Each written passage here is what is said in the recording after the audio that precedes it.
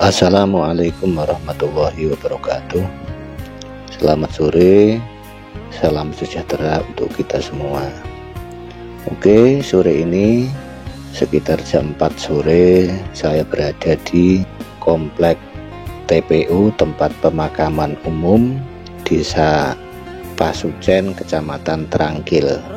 Di TPU ini ada sebuah bangunan yang unik dan sangat berkarisma, yang tidak lain dan tidak bukan adalah tempat disemayamkan seorang tokoh, ialah Simbah Wiropadi. Siapakah Simbah Wiropadi ini? Ada dua rujukan yang akan kami pakai untuk menjelaskan siapa sebenarnya beliau ini.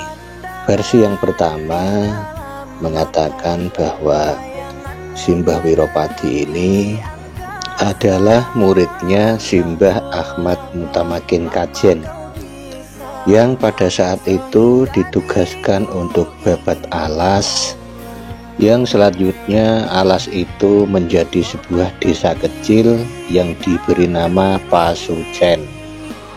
Pasucen yang berarti tempat berkholwat, mengasingkan diri, mensucikan diri dari kepentingan-kepentingan duniawi. Itu versi yang pertama yang kami dapat. Kemudian versi yang kedua mengatakan bahwa Mbah Wiropadi ini adalah keturunan dari seorang pejuang Laskar Pangeran Diponegoro, yaitu putra dari seorang tokoh yang bernama Wirakusuma. Siapa itu Wirakusuma? Ialah komandan Laskar Pangeran Diponegoro. Wirakusuma ini punya teman akrab, juga sama-sama pejuang, yaitu yang bernama Wiraleksono. Setelah Pangeran Diponegoro tertangkap bersama tokoh-tokoh seniornya seperti Kiai Mojo dan Sentot Prawiro Dirjo, akhirnya semua komandan laskar yang ada di daerah bubar cerai-berai, lari menyelamatkan diri, termasuk juga yang bernama Wirakusuma dan Wiraleksono ini. Wirakusuma melarikan diri hingga ke daerah Pati Utara, tepatnya yang sekarang bernama Desa Pasucen. Sedangkan Wiraleksono melarikan diri yang akhirnya juga sampai ke daerah Pati Utara, tepatnya di desa yang sekarang bernama Asempapan. Beberapa tahun kemudian, kedua orang sahabat akrab ini telah sama-sama berkeluarga dan mempunyai anak. Wirakusuma mempunyai seorang putra yang diberi nama Bagus Supadi, sedangkan Wiraleksono mempunyai seorang putri yang diberi nama Siti Roihanah. Atas kehendak Tuhan Yang Maha Kuasa, kedua sahabat akrab ini akhirnya dipertemukan, dan singkat cerita keduanya sepakat untuk besanan, yaitu menjodohkan Bagus Supadi dengan Siti Roihanah. Walhasil kedua muda-mudi ini akhirnya menjalin rumah tangga, dan tongkat estafet ketokohan kedua orang ini dilanjutkan oleh Bagus Supadi itu, yang kemudian belakangan setelah tua, Bagus Supadi ini disebut sebagai Simbah Wiropadi, yang berhasil memadamkan gerombolan perampok sadis yang dipimpin oleh Ki Noyo Ireng. Singkat cerita,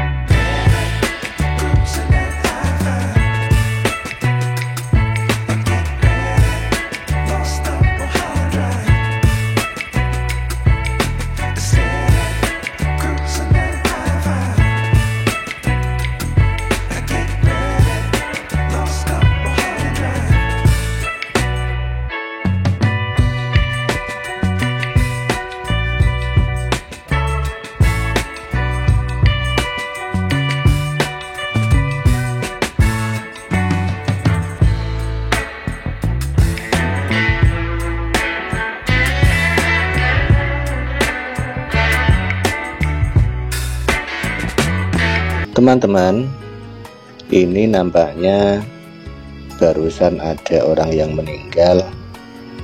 Jika dilihat dari bekasnya ini belum lama, kira-kira 2 hari yang lalu. Soalnya tanahnya masih merah seperti ini. Dan juga bekas-bekas yang lain. Ya, kita doakan semoga husnul khotimah. Amin. Teman-teman semua, saya ini berada di belakang Makbarah Simbah Wiropati. Ini area TPU Desa Pasujen. Entah kenapa sore ini sepi, nyenyet, lengang, tidak ada orang yang ziarah ke sini. Saya pun tidak tahu, saya juga mencari-cari orang, barangkali ketemu orang bisa saya ajak berbincang-bincang. Tapi saya muter-muter berkeliling dari depan sana tadi, terus pindah ke sisi sebelah kiri yaitu sisi timur, lalu ke belakang ini di arah utara, ini juga sepi, tidak ada orang. Di area tegalan sebelah utara itu juga sepi, tidak ada orang cari rumput. Atau barangkali gara-gara baru saja ada orang meninggal ini ya, tidak tahu entah kenapa ya. Tapi memang beginilah, di mana-mana itu yang namanya kuburan pasti sepi.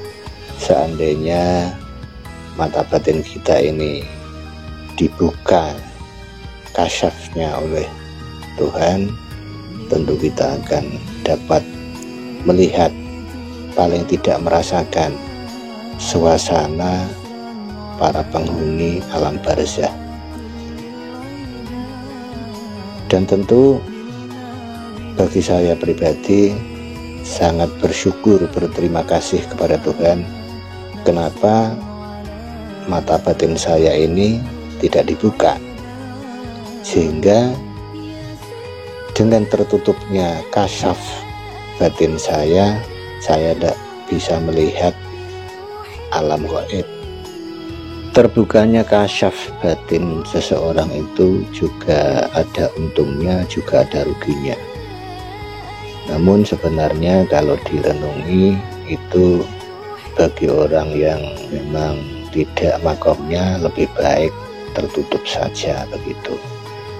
Teman-teman sekalian, saya ini berdiri di atas sebuah batu nisan yang entah kenapa ya, tidak bisa saya jelaskan. Yang jelas ini bunga sangat harum dan indah sekali bergoyang-goyang. Itu Maqbarah Simbah Wiropadi nampak dari sisi sebelah kanan, yaitu dari sebelah barat. Jadi letak Maqbarah Simbah Wiropadi itu di depan sekaligus di tengah. Sisi sebelah timurnya tadi sudah saya kelilingi luas, terus sisi belakangnya juga luas, sisi sebelah kanannya juga luas, dan sangat luar biasa suasana TPU ini. Teman-teman sekalian, itu nampaknya juga ada tanah yang masih merah. Mungkin orang yang meninggal barusan, ya sekitar 2 hari yang lalu, kayak yang di belakang tadi. Lihat dari ini, lokasinya berada di luar pagar.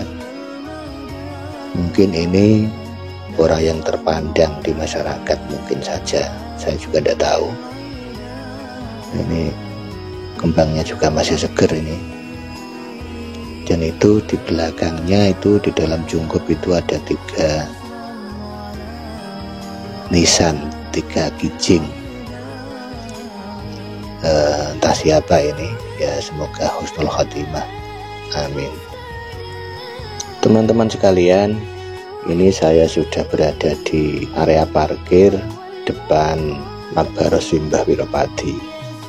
Jadi tadi saya sudah keliling area TPU ini, dan tadi sudah saya jelaskan walaupun sekelumit tentang diri panjenenganipun Simbah Wiropadi, tentang sejarahnya, manakib kehidupannya. Semoga kita semua ini mampu meniru jejak langkah daripada beliau Mbah Wiropadi, agar kehidupan kita di masa yang akan datang lebih baik, sehingga cita-cita kita hidup di dunia ini hasanah, sampai juga nanti ke akhirat juga hasanah. Fid dunya hasanah wa fil akhirati hasanah wa qina adzabannar. Amin ya rabbal alamin. Demikian, wassalamualaikum warahmatullahi wabarakatuh. Salam NKR.